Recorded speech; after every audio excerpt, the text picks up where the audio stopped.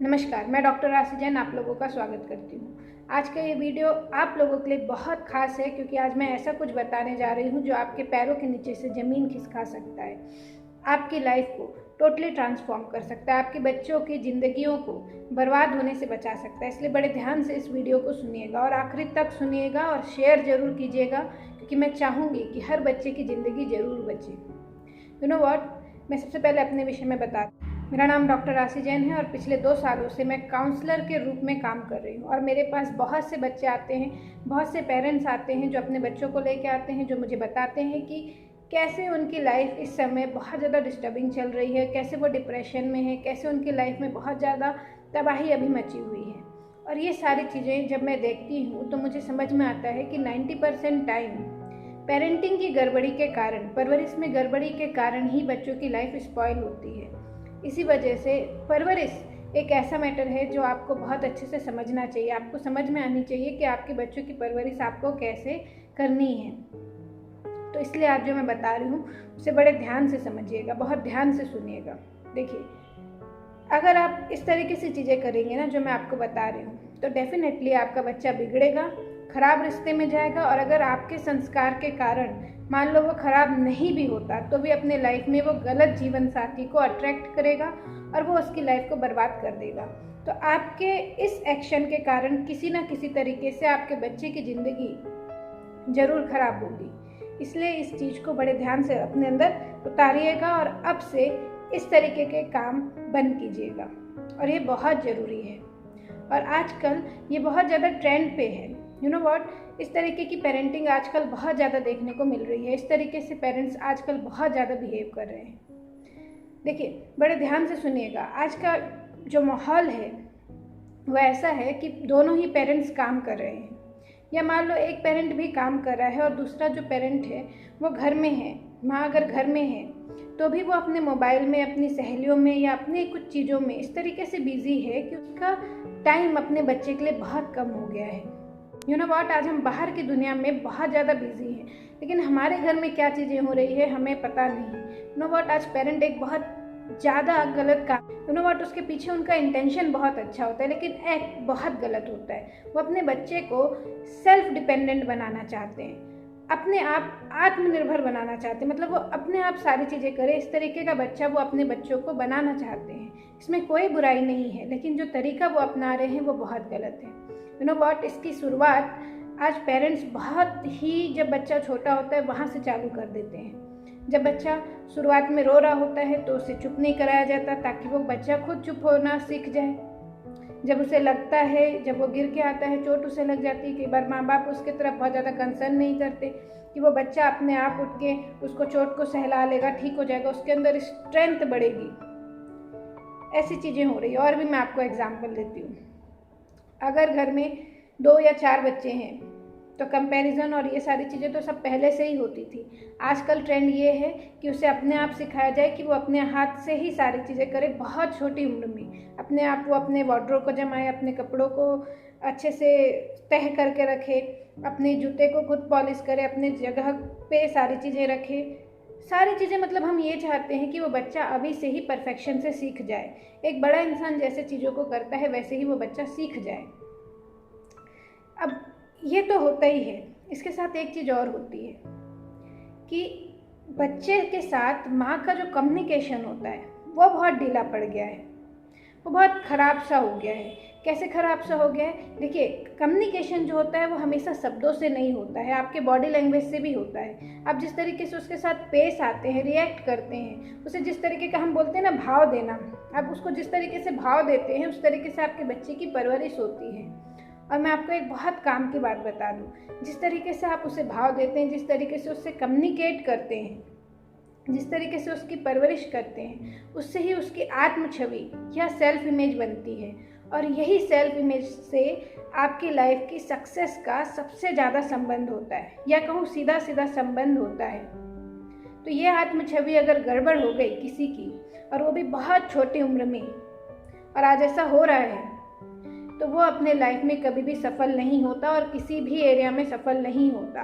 अभी बहुत जल्द मैं आपको कारण भी बताऊंगी कि ऐसा क्यों, लेकिन पहले इसको समझिए कि क्या क्या पेरेंट्स मिस्टेक करते हैं। कई बार वो उससे पूछते भी नहीं कि बेटा आप ये काम करना चाहेंगे या नहीं करना चाहेंगे, ये चीज़ें आप मेरे साथ करेंगे, या तो डायरेक्ट उसे करने को कहा दिया जाता है या उसकी चीज़ों को सुने बगैर ही उसे इग्नोर कर दिया जाता है। ऐसे बहुत छोटे से उम्र के साथ भी मैंने देखा है। जब बच्चा बहुत छोटा होता है, 1-2 साल का होता है, कई बार माँ कि बच्चा मेरा खुद मुझे पीछे पीछे आएगा, मुझे ट्रैक करेगा, मेरे साथ में वो रहेगा, इस तरीके से सोच के पेरेंट कई बार उसे ध्यान ही नहीं देते कि बेटा चलो आओ हम सब साथ में खाते हैं, या चलो साथ में खेलते हैं, या चलो साथ में चलते हैं। कुछ भी इस तरीके का कम्युनिकेशन आज बचा नहीं है। वो चाहते हैं कि सारा कुछ बच्चे डायरेक्ट देखें और सीखें। देखिए, मैंने पहले ही कहा, इंटेंशन आपका बुरा नहीं है। मैं जानती हूँ कि आप अपने बच्चे को बहुत अच्छा बनाना चाहते हैं, सेल्फ डिपेंडेंट बनाना चाहते हैं, स्ट्रांग बनाना चाहते हैं। लेकिन सोचिए कि क्या ये एक झटके में होने वाली चीज़ थी? क्या एक बार में वो बड़ा हो जाएगा आपका बच्चा, या ये ट्रेनिंग फेज था? और आप मुझे बताइए, जब आप कोई एक डांस या कराटे किसी भी क्लास में जाते हैं, कोई भी नया चीज़ सीखने जाते हैं, तो क्या आपका ट्रेनर वहाँ इंस्ट्रक्शंस आपको देकर या बिना इंस्ट्रक्शन दिए चले जाता है और आप अपने आप चीज़ें सीख जाते हैं?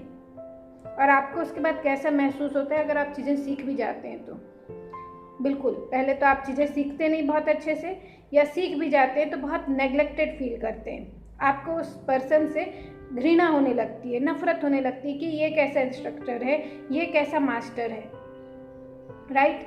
ऐसे ही आपके बच्चों के साथ होता है। बड़े ध्यान से इस बात को समझिएगा। कड़वी है लेकिन सेहत के लिए बहुत ज़रूरी है, आपके बच्चों के लिए बहुत ज़रूरी है। बहुत ध्यान से समझिए।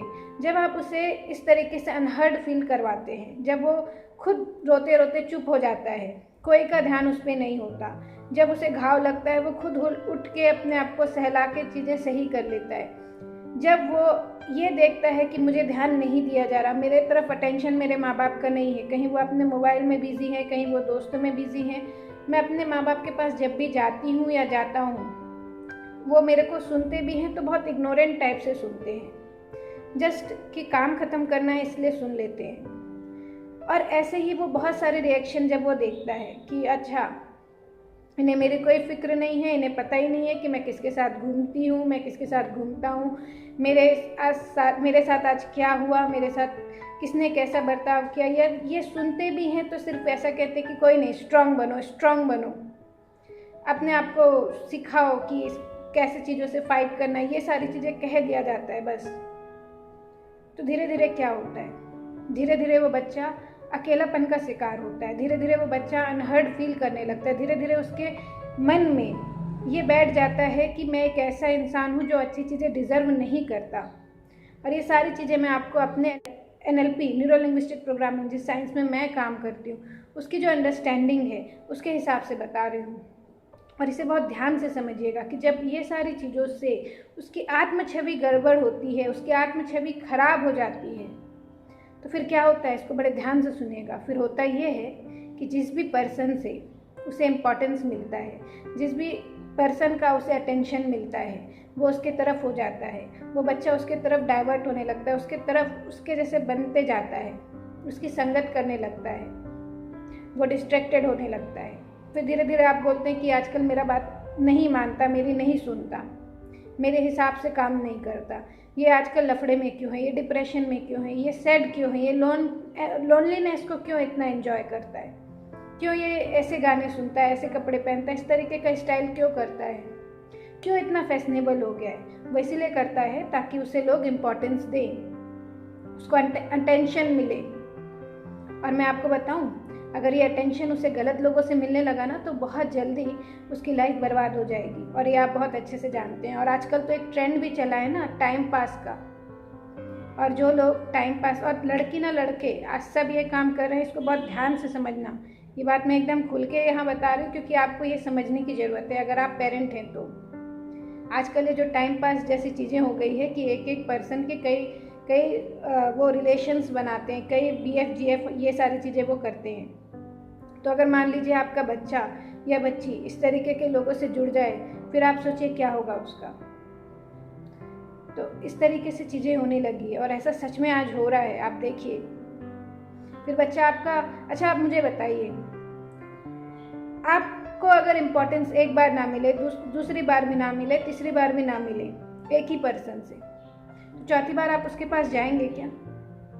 नहीं जाएंगे ना। तो ऐसे ही आपका बच्चा जब भी इस तरीके के चैलेंजेस में फंस भी जाएगा ना, तो वो आपके पास नहीं आएगा। फिर वो बोलेगा क्या मतलब, वो तो समझते ही नहीं। और यही कारण आज है कि बहुत ज़्यादा टीनेजर्स, या ऐसा कहूँ उससे भी कम उम्र के बच्चे डिप्रेशन के शिकार होते जा रहे हैं। बहुत सारे उनके अंदर जो सुसाइडल थॉट्स आ रहे हैं। देखिए, आज जितनी मीडिया और सारी चीज़ें हो गई है, उससे बच्चों का माइंड बहुत एडवांस हो गया है। वो सारी चीज़ें आज बहुत कम उम्र में सीख जाते हैं, जान जाते हैं।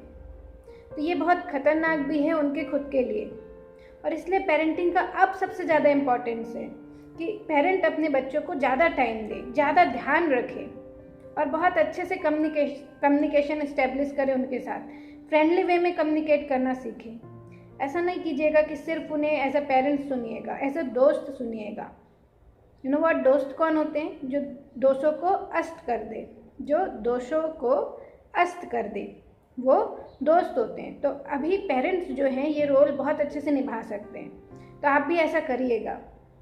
और एक बात मैं आपको बताती हूँ कि अगर संस्कार उसके अंदर अच्छे पड़ भी गए, आपने उसको अच्छा संस्कारी बना दिया, तो क्या होता है? अब क्योंकि बचपन में उसने इस तरीके का बिहेवियर देखा है। चलिए, ऐसा भी एक और मैं आपको बात बताती हूँ। ऐसा भी आजकल हो रहा है, ये बहुत ज़्यादा देखने को मिल रहा है कि अगर पेरेंट ने पहले बच्चे को इग्नोर किया, अब पेरेंटिंग क्लास उसने ज्वाइन की, कोई वीडियो देखा, आज उसने बच्चे के साथ अच्छा बिहेव करना चालू कर दिया। अब क्या हो रहा है? बच्चे की आत्म छवि अभी कौन सी है? पुरानी वाली है, वो नहीं बदली। आपने उसके साथ अच्छा आपने उससे अच्छे से पेश आना शुरू कर दिया। आज उसकी प्राइमिंग ये हो गई कि ओके चलो ठीक है, मेरे माँ बाप मुझे सुनने लगे, मेरे पेरेंट्स मुझे सुनने लगे, अब मेरे तरफ ध्यान जाता है मेरे पेरेंट्स का।